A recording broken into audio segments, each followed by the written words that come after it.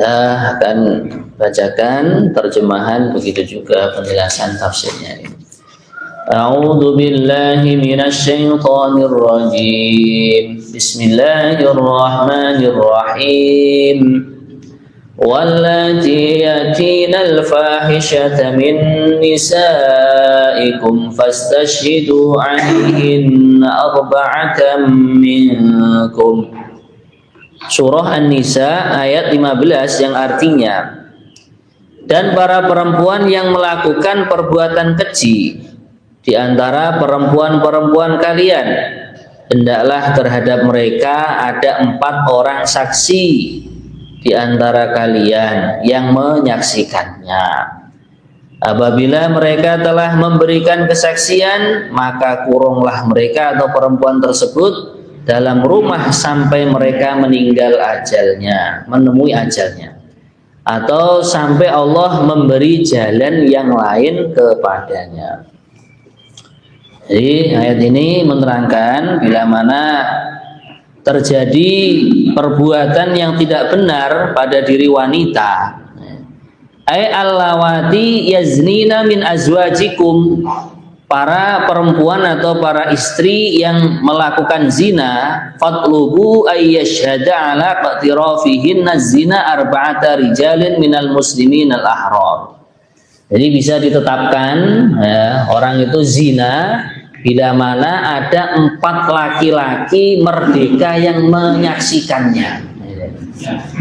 Nah, ini urusan ya, fawahish atau zina itu dosa yang sebenarnya antara hamba itu dengan Allah Subhanahu wa ta'ala. Maka kalau tidak ada 4 saksi laki-laki merdeka yang melihat secara langsung, maka tidak bisa ditetapkan, kecuali bila mana pelakunya mengakui sendiri atau iqrar dalam bahasa fikihnya.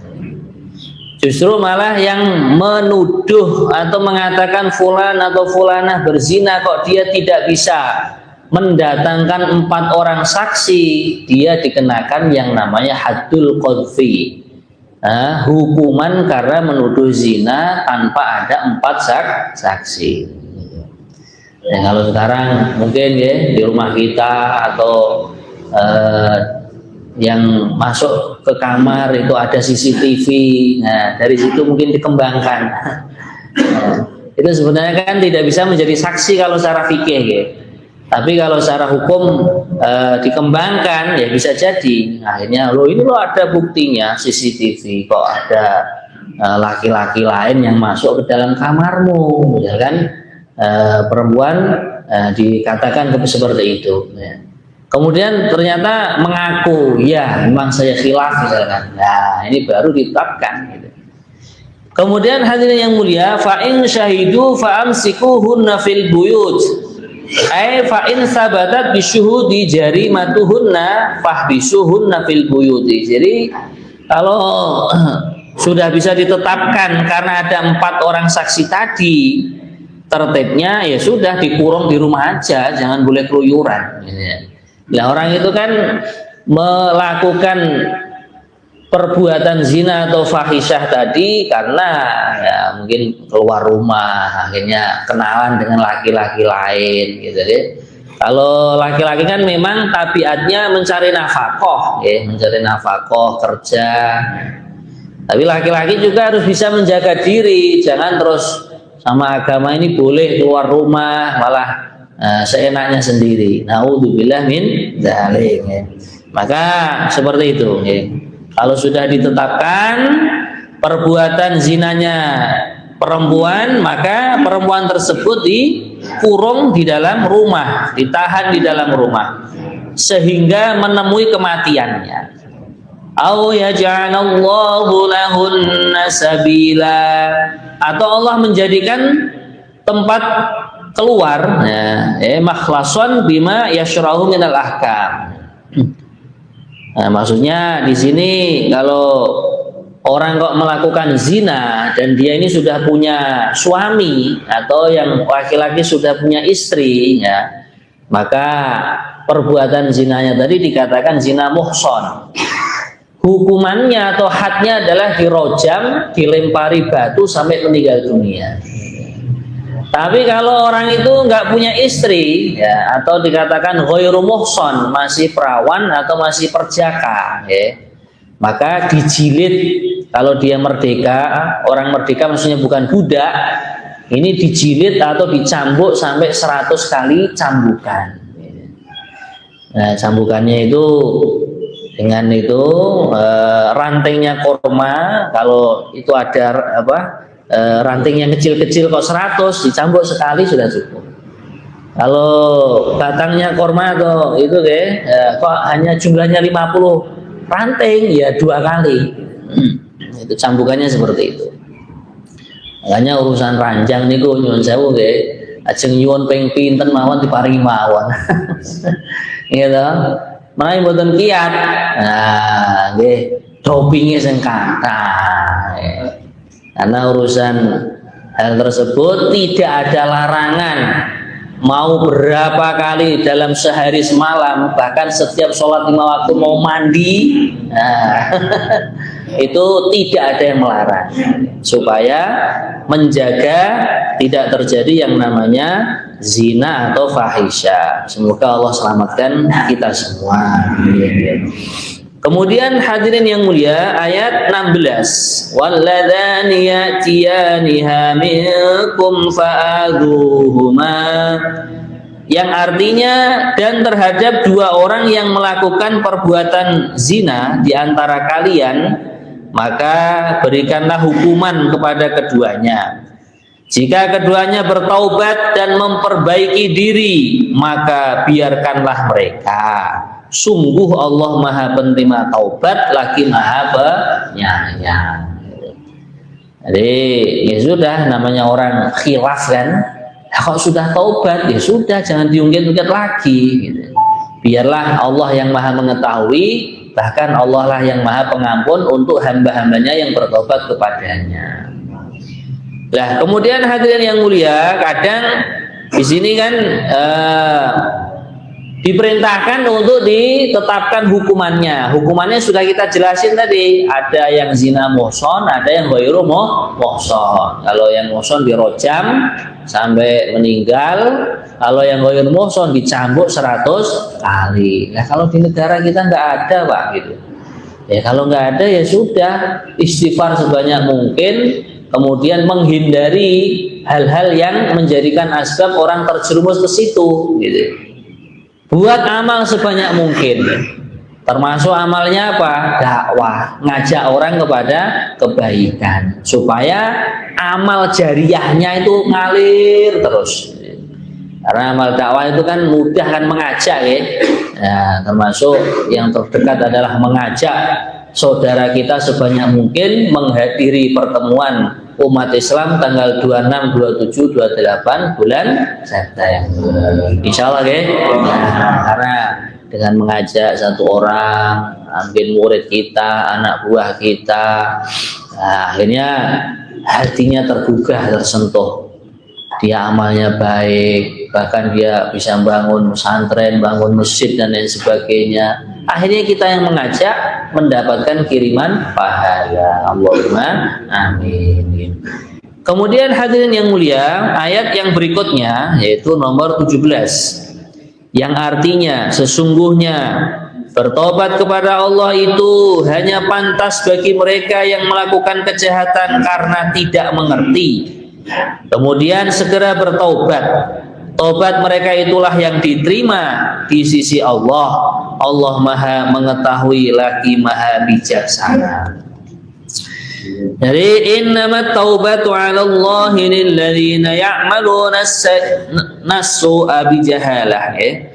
Innamat taubatu allati kataballahu 'ala nafsi qabulaha hiya taubatu man fa'alal maksiyata safahan wa jahalatan. Nah, ini orang yang diterima taubatnya diantaranya adalah orang yang melakukan dosa, dia tidak tahu kalau itu dosa. Dia tidak tahu kalau perbuatan itu mukhalifus syariah, mukhalifuddin. Nah, Makanya biar kita tahu, oh ini dosa, oh ini taat, ini ibadah yang diterima di sisi Allah. Nah, perlu yang namanya ilmu agama. Jadi kalau orang nggak tahu, sudah, jangan ditanya lagi. Itu tobatnya sudah diterima oleh Allah. Aku nggak tahu kalau itu khilaf kok. Nah, cuma nih perlu kita teliti, tidak tahu atau pura-pura tidak tahu. Nah, maka disinilah perlunya kita itu memilih komunitas, ya, pergaulan yang mengajak kita untuk taat kepada Allah. Jadi kadang orang terpengaruh perbuatan begini begitu karena dia ini terpengaruh teman-teman yang menjadi komunitasnya. Gitu. Kemudian hadirin yang mulia, orang yang sudah bertaubat tadi, faulaika yatubullahu alaihim. Mereka itulah yang diterima taubatnya oleh Allah. Ya, begitu juga hati kita perlu kita longgarkan. Semua dosa itu bisa diampuni dan diterima taubatnya oleh Allah, kecuali yang namanya syirik kepada Allah. Innallaha la yaghfiru ay yushraka bihi wa yaghfiru ma duna dzalika liman yasha. Sesungguhnya Allah tidak mengampuni dosa yang Allah diserikatkan, disyirikkan. Jadi syirik ini sudah sering kita bahas. Di antara maknanya apa? Seseorang berkeyakinan bahwasanya ada makhluk yang bisa bergerak, makhluk yang bisa memberi manfaat, bisa memberi maslahat, bisa memberi bahaya tanpa kekuatan dari Allah. Nah, itulah yang namanya syirik. Itu tidak ada ampun. Kalau yang lain itu masih ada ampunan dari Allah. Ada orang membunuh 99 orang, membunuh 99 orang. Kemudian dia datang ke seorang rahib. Nah, rahib itu pendetanya orang Yahudi Nasrani. Nah, ini tanya, saya ini telah membunuh 99 orang, apakah ada pintu tobat untukku? Nggak ada kamu itu, sudah kebablasan kamu itu. Langsung rahibnya dibunuh sekalian. Genap 100 orang. Akhirnya cari-cari lagi, datang kepada orang alim. Ya, orang alim ini ulamanya orang Islam kan, gitu. Maka akhirnya apa, hadirin yang mulia, datang kepada orang alim, tanya, Pak, Yai atau Ustadz, nah, apakah saya ini ada pintu taubat yang diterima di sisi Allah karena saya sudah membuat kejahatan membunuh 100 orang. Ya. Oh ada.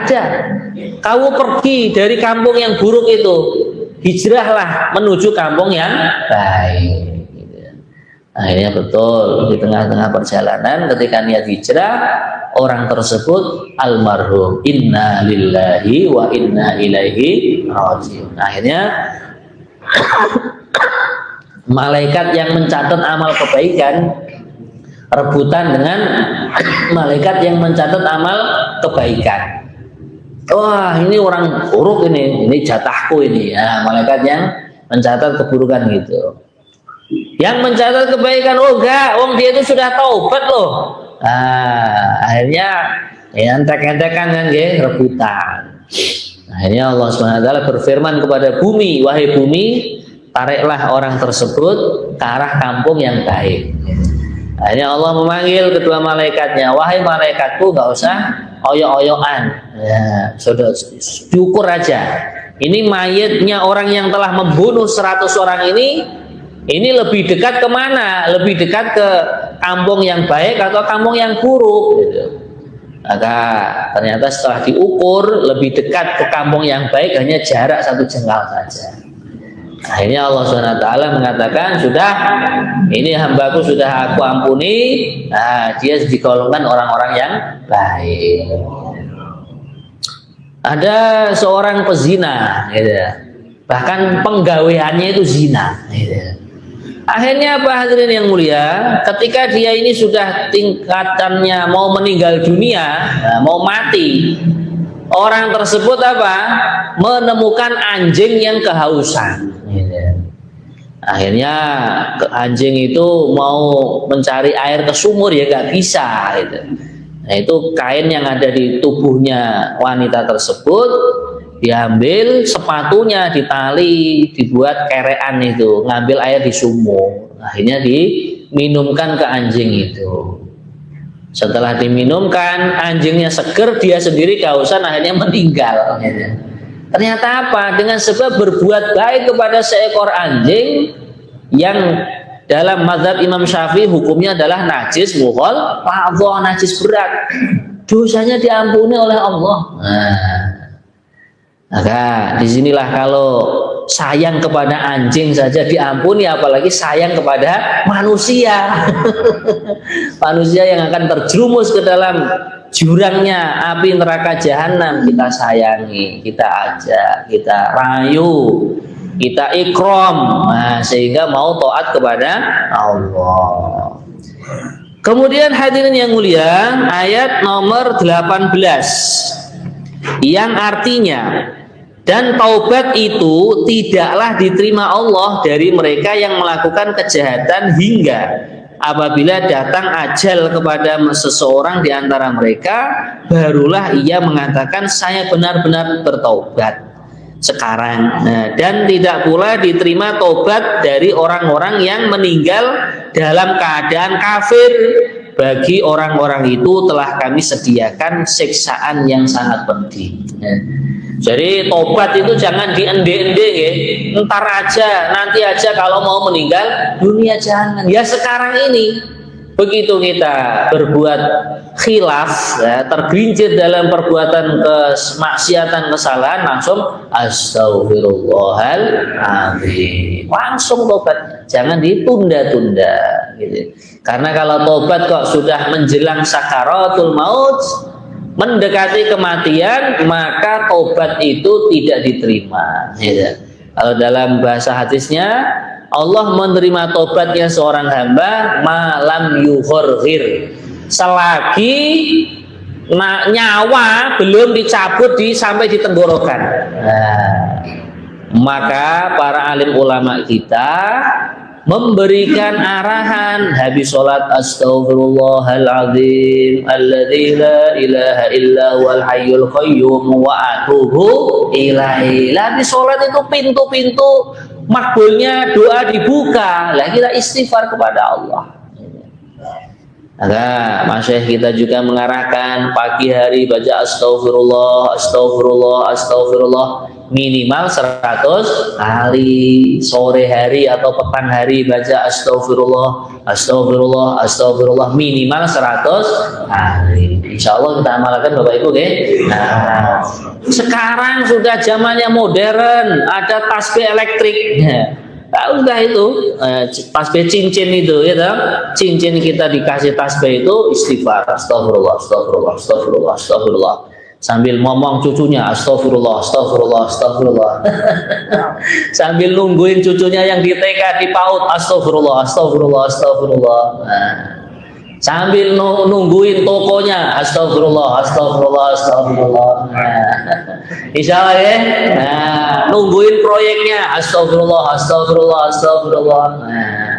Sehingga hadirin yang mulia, waktu-waktu kita tidak terlepas dari beristighfar dan bertobat kepada Allah.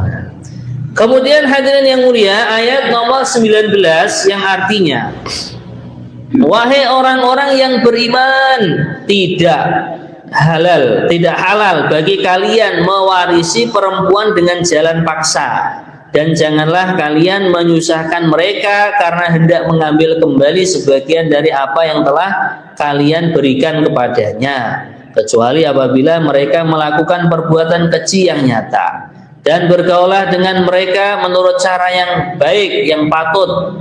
Jika kalian tidak menyukai mereka, maka bersabarlah, karena boleh jadi kamu tidak menyukai sesuatu padahal yang Allah menjadikan kebaikan yang banyak padanya. Jadi penjelasan tafsirnya di sini, Ya ayyuhalladzina amanu la yahillu lakum an tarithun nisaa karha ay la yahillu lakum an taj'alun nisaa kal mata'i. Ya. Tidak halal menjadikan para perempuan, para istri seperti perhiasan atau harta dunia yang dia ini bisa berpindah dengan warisan dari satu manusia ke manusia yang lain. Tidak, kalau namanya istri ya istri, jangan terus diwariskan, itu tidak boleh ya.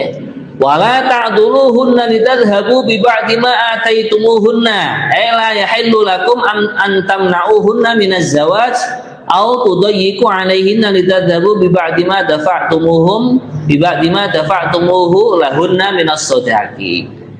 Jadi kalau seandainya sudah terjadi perceraian ya kalau sudah terjadi perceraian kan bukan suami istri lagi. Kalau dia mau menikah atau bahasanya apa mantan ya jangan terus dilarang, jangan. Kalau sudah resmi dok terjadi cerai ya sudah, sing kakung ya pados meleh, sing istri nggih pados meleh, mboten usah saling melarang. Begitu juga mahar yang sudah diberikan kepada istri jangan diminta kembali, tidak boleh. Itu haknya istri, hanya istri. Nah, inilah hukum yang Allah terangkan dalam Al-Quran. Semoga kita kuat untuk mengamalkan ya. Kemudian wa'ashiruhunna bil ma'ruf, pergaulilah wanita itu dengan baik. Sebagaimana kita ketahui wanita itu kan perasaannya beda. Umpami jenengan kok diarani Pak kele sampean kok mampu Pak pun meneng mawon. Pangin jenengan nambut ternyata kan nggih dipadosi to. Nah, inilah hadirin yang mulia. Jadi perasaan wanita itu lebih lembut, lebih mudah patah. Maka laki-laki harus bisa membawa istrinya ke suasana yang membahagiakan, suasana yang menyenangkan. Pripun ibu-ibu cocok ya? Cocok aja. Lah kok ketok ibuke kok kesel anggene nyapu, anggene masak, ya bapake ndang mendet minyak urut yang diurut sukune kan malah seneng gitu. Allah, napa boleh ngurute kalih ngonjo kopi, masya Allah. Wa ashiruhunna bil ma'ruf. Sekintene kok jenengan pikantuk gaji awal bulan, ayo Bu, wis mayoran nang ndi ngoten. Nah, niku termasuk wa ashiruhunna bil ma'ruf. Nggih. Nggih, ngoten Pak Ji, nggih. Alhamdulillah.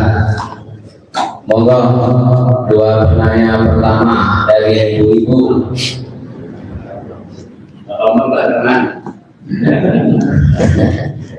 Nggih, monggo. Wonten ingkang badhe tanglot Ibu? Nggih, monggo. Allah.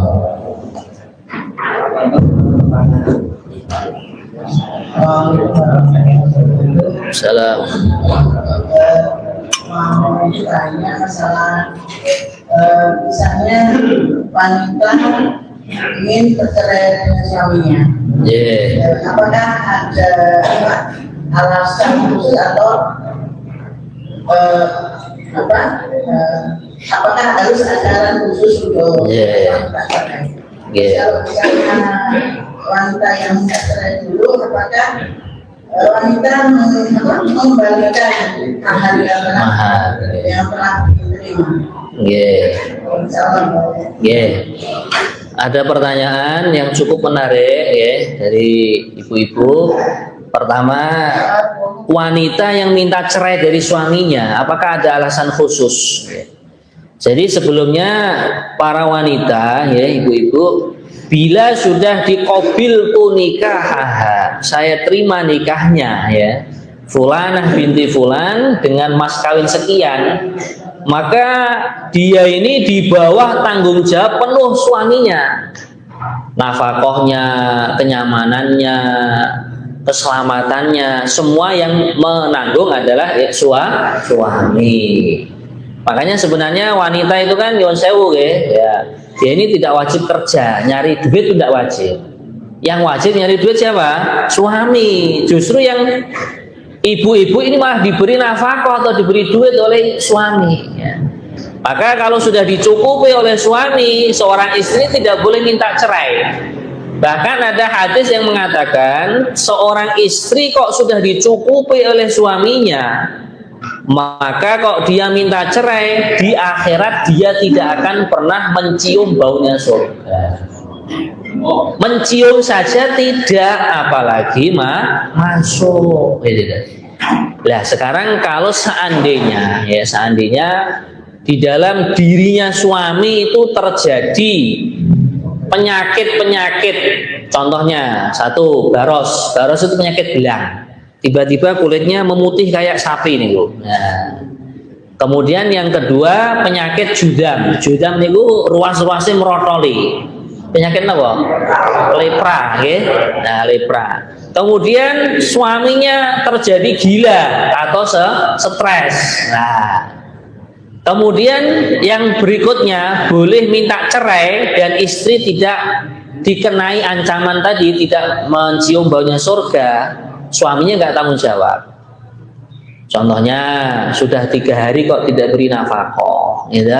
Nah, maka di sini istri melapor kepada hakim. Kalau sekarang ya pengadilan agama kalau di tempat kita, itu nanti kan akan dimediasi, suaminya dinasihati, gitu.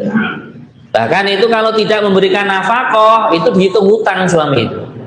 Kalau sudah lebih dari 3 hari, istri boleh mengajukan cerai, gitu. Kemudian termasuk boleh mengajukan cerai bagi seorang perempuan atau seorang istri terjadi syikok. Di dalam rumah tangga itu terjadi kekerasan, terjadi pemukulan. Nah ini KDRT lah istilahnya, ya. Nah, maka ini seorang istri misalnya tidak kuat, maka dia ini boleh minta cerai. Ada satu penyakit lagi, Pak, yang namanya unnah. Unnah itu impoten. Nah, impoten. Nah, itu burungnya itu kalau pagi nggak berkokok lagi, ya. Nah, maka di sini seorang istri boleh mengajukan cerai. Tapi kalau seandainya si istri sudah saking baiknya pada suami karena jasa suami sudah banyak, bon Pak, saya entene mawon gini mati. Menawi anune guruke kok nggih ngantuk mawon diomeni kopi kersane jreng meleh, ya ini monggo. Berarti kan istri sudah rela kan, gitu. Nah, makanya itu tadi. Begitu juga seorang suami, dia ini tidak dihukumi dosa menceraikan istri, ya, bila mana istri terjadi penyakit tadi, penyakit belang, penyakit lepra. Kemudian kalau di dalam perempuan tuh ada aib yang namanya rotskok. Rotskok niku tempat farjinya istri itu terjadi sumbatan. Mungkin ketika melahirkan jahitannya terlalu banyak. Lah akhirnya tersumbat kan gitu. Nah, maka di sini ya kalau bisa jangan terus dicerai lah. Konsultasi dulu ke bidannya. Mungkin dulu jahitannya kebanyakan bagaimana. Ya, kalau sekarang itu kan ditemukan penyakit, ternyata farjinya mengunci, ya, mengunci. Kemudian yang berikutnya penyakit yang namanya korna. Korna ini farjinya seorang istri terkunci dengan tulang. Ya, mungkin ketika mengayun sepeda terlalu kencang atau gimana, ya, hanya kletak gitu. Nah, akhirnya terkunci dengan yang namanya tulang. Itu korna dalam bahasa Arabnya. Ya. Mengatakan ibu, kemudian kalau seandainya istri itu dicerai, mahar yang sudah diberikan sang suami apakah dikembalikan? Kalau sudah dijima, tidak dikembalikan. Nah, bahkan tidak boleh, karena mahar itu sebagai gantinya farji yang diberikan istri kepada suami. Nggih, terang lagi mengatakan. Oke, monggo satu pertanyaan lagi. Assalamualaikum warahmatullahi wabarakatuh. Waalaikumsalam. Bagaimana hukumnya jika seorang istri yang meninggalkan suaminya keluar dari rumah tanpa seizin suaminya sampai berbulan-bulan? apakah padahal suaminya sudah mendatangi istrinya untuk ada nanti gitu saya. Apakah seorang suami masih diwajibkan untuk memberikan nafkah pada istri yang meninggalkan suami tersebut? Kemudian yang kedua, apa hukumnya jika seorang suami itu selalu menuduh istrinya berbuat tidak baik, padahal istrinya itu baik sebetulnya, cuma suaminya itu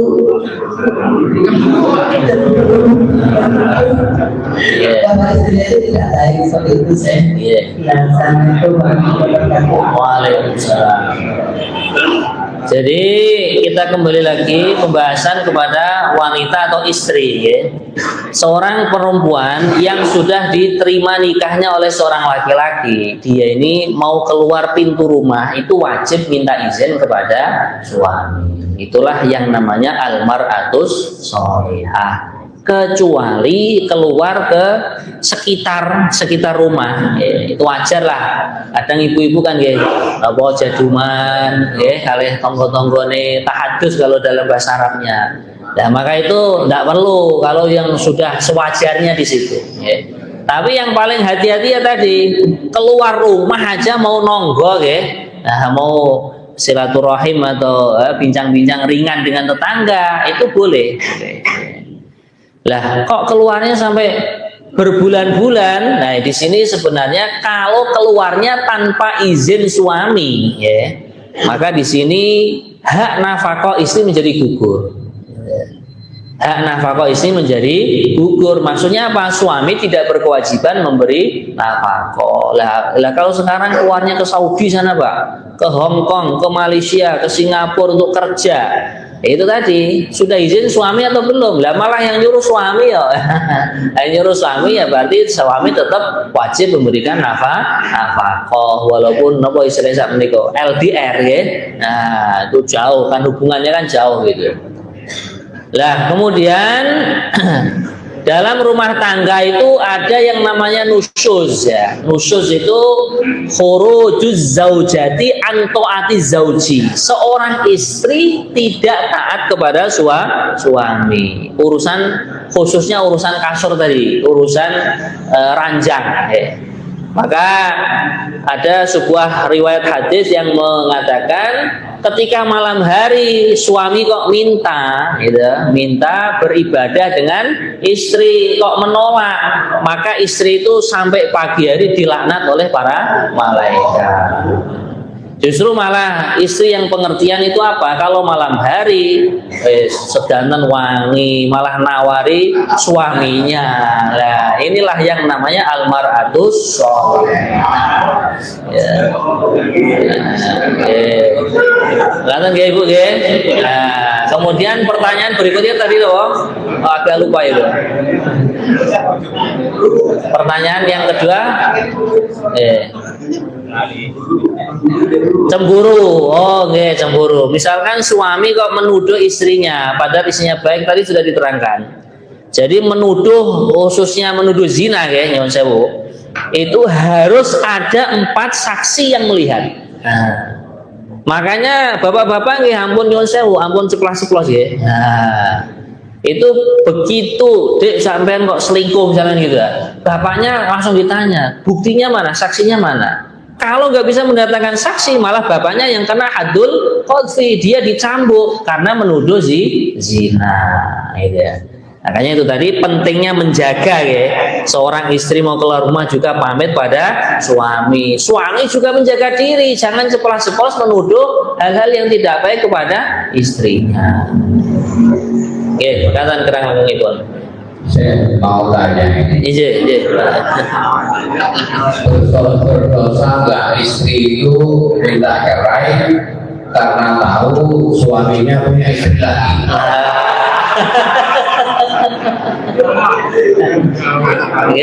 Pertanyaannya seperti itu. Jadi kalau istri itu masih tetap dinafkahi, diberi tempat tinggal, nah ini istri tidak boleh minta cerai. Karena memang aturan dalam agama Islam, seorang suami itu boleh nikah sampai 4. Kadang. Jelas ya Pak Ji ya. Cuman ya yang mau nambah itu dari bapak-bapak itu harus ningali ditoke lah. Tesik kiat mau boten ngono.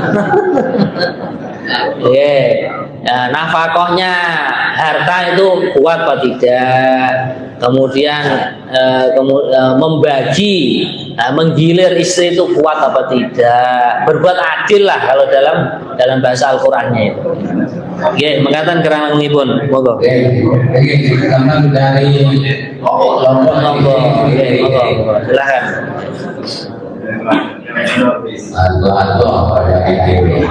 Masya Allah, enggak ngaos enten saking Lombok nih. Assalamualaikum. Oke, monggo. Salam warahmatullah. Perkenalkan saya Nahruddin Alhamdulillah. Pertama di Jawa baru sulung tahun 96 Ya, jadi saya sengaja datang lebih dulu minggu pulang saya 1 Agustus datang untuk istimewa. Masya Allah. Saking mencintai Indon. Pertanyaan saya terus. Siap.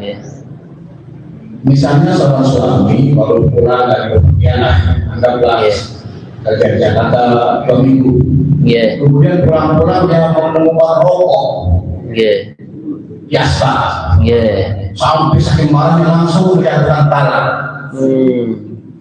Bagaimana hukum talaknya? Padahal setelah disadari itu rokoknya sendiri Pak Guru. Sekarang sekarang tanya, lafaz tolaknya itu bagaimana? Saya ceraikan gitu. Ya. Jadi tetap tolak itu kalau dari lafaz 3, tolak tuki, sarroh tuki, farok tuki, ya. Saya ceraikan kamu, saya lepas kamu, saya pisah kamu. Ini namanya tolak yang sharih. Baik dalam keadaan apapun maka langsung terjadi cerai. Tapi kalau baru 1 kali namanya kan tolak roj'i, seorang suami masih bisa merujuk lagi. Tapi kalau sudah tolak 3, sudah saya ceraikan 3 kamu deh itu. Saya pulang dari Jakarta kok ada puntung rokok di sini. Nah, ternyata belum dibuang kan? Nah, ya sudah kalau sudah bilang 3 langsung terjadi cerai 3. Nah ini nanti prosesinya istri menyelesaikan masa iddahnya dulu. Setelah selesai masa iddah dinikahi oleh laki-laki lain, namanya muhalil. Nah setelah dijima oleh si laki-laki yang menikahi ke berikutnya tadi, diceraikan, mengerjakan masa iddah, baru nanti boleh kembali kepada suami yang pertama. Ya sama-sama Pak. Monggo.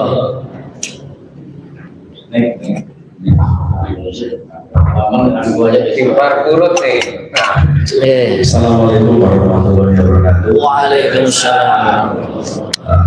Perceraian itu diperbolehkan, tapi dibenci oleh Allah SWT.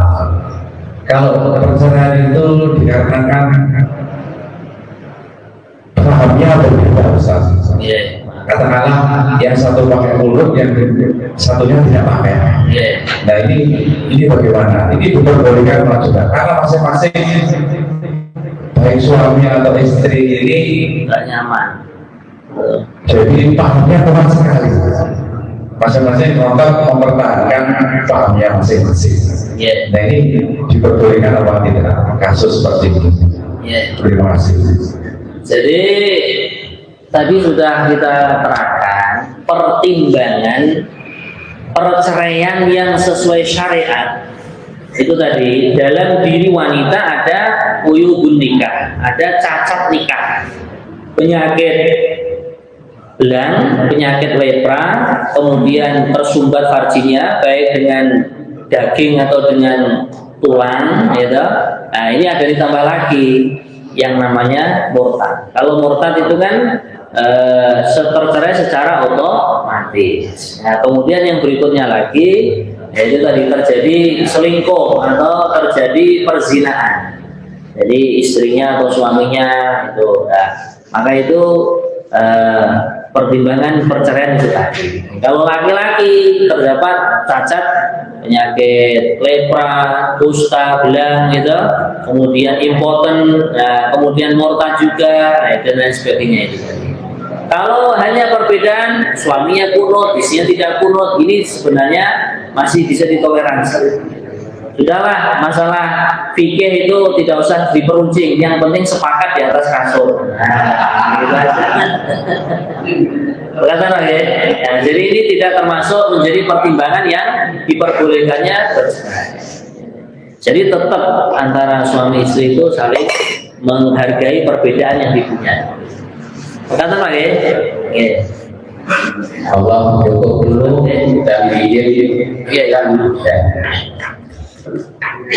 Bapak-bapak dan ibu-ibu, alhamdulillah tanggal 26, 27, 28 sudah dekat. Ini alhamdulillah jenengan termasuk yang mendapat kehormatan untuk bisa hadir tanggal 26 jam 8 pagi. Ini Pak Pur akan meninggalkan undangan untuk jenengan.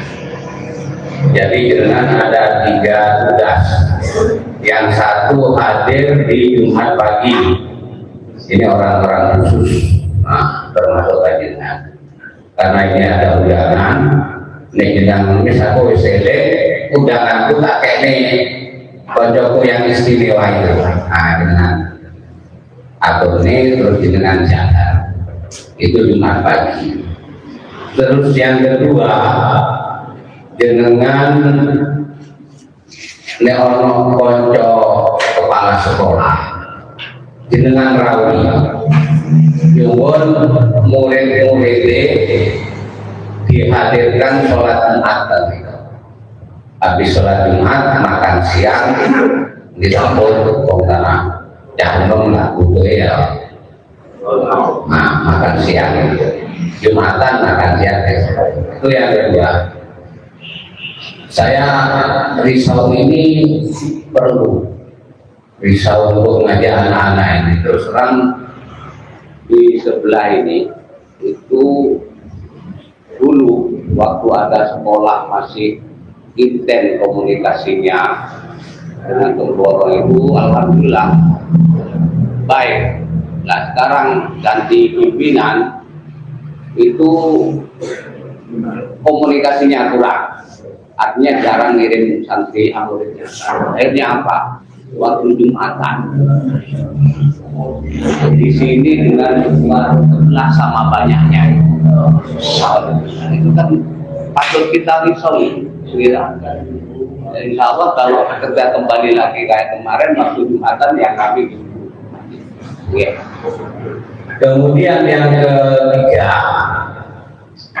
ketiga jenengan seperti tempo hari menghadirkan 10 orang itu dihadirkan maghrib, isya, makan malam pada hari Jumat paling satu atau maghrib, isya, makan malam pada Sabtu malam Ahad. Bisa salah satunya, bisa dua-duanya. Oke, yang 10 orang itu. Terus yang Jumat pagi khusus jenengan rekodoni jenengan yang istimewa. Ya lah. Insyaallah terus. Ya Allahumma barik Qur'an wa ja'alhu lana